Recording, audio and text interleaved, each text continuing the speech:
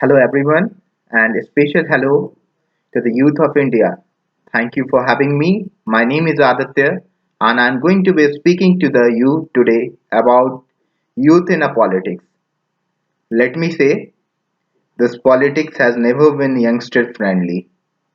Throughout the history, our political spectrum is always filled with a leader who exceeded the retirement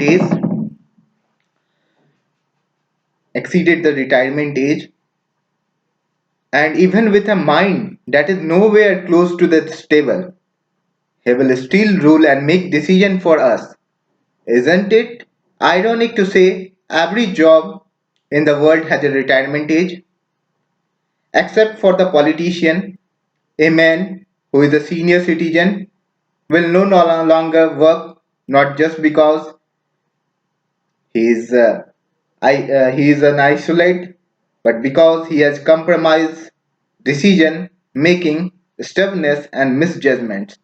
Then how a politician over 65 who rules millions who rules millions can be allowed to make a decision for us.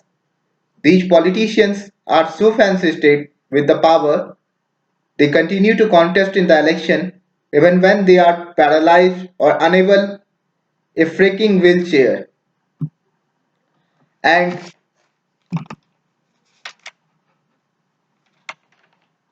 they are willing to die in a old age as an MLA, MP, or minister, not because they are patriot or people servant, but they are obsessed with the power.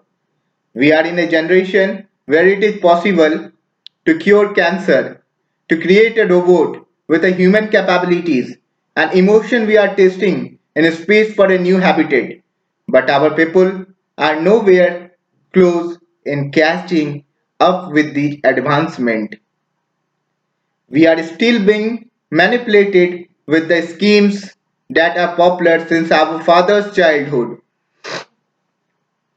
The same old so-called welfare scheme that will alter as the same way fish are attracted to a worm and a little did see know it was a trap. So we are being a trap with these welfare scheme. The majority of MPs are over 55 and the average of our PM's cabinet minister is 60. Let's see, as the India's youth population is majority, but at the PM's cabinet, the average is 55. My youth. So in a country where 65% of population is under 40, is ruled by 10% of population above 65. Let me say this: the change need to happen now.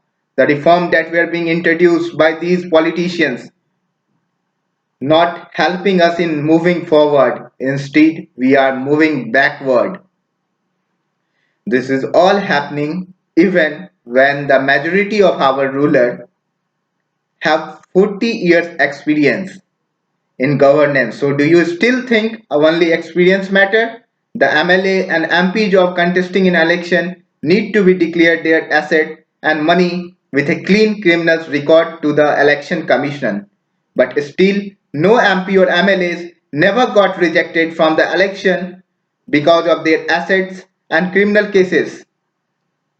Even though they are corrupted and part of hundred of the criminal cases, don't you think they are taking advantage of our flawed system? And do you really think these politicians are worthy? When we have an argument about politician on how corrupted it is, how can we think a less corrupted person is okay than more corrupted?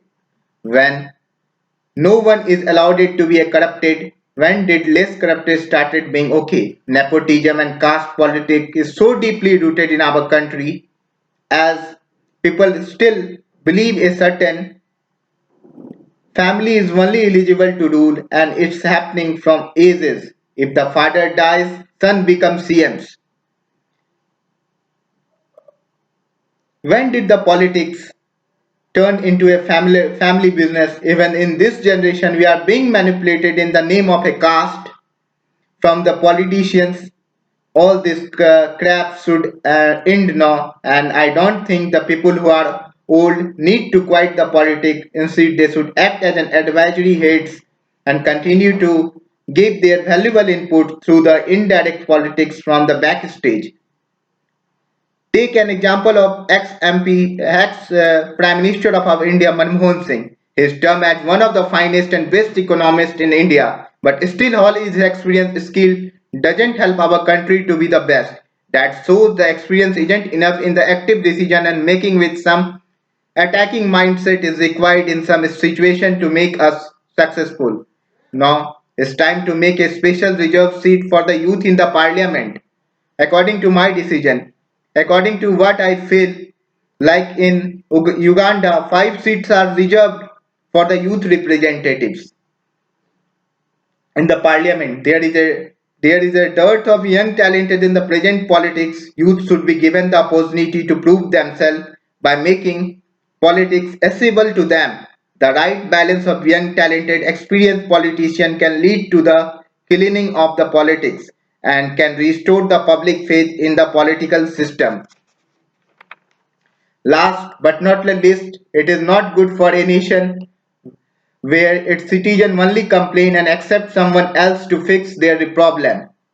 It's responsibility of all the youth of India to come forward and take part in the decision making and make a new era of the change in India. And at last, I could like to thank Priyam ma'am for giving me such a wonderful platform to speak. Thank you all for listening me.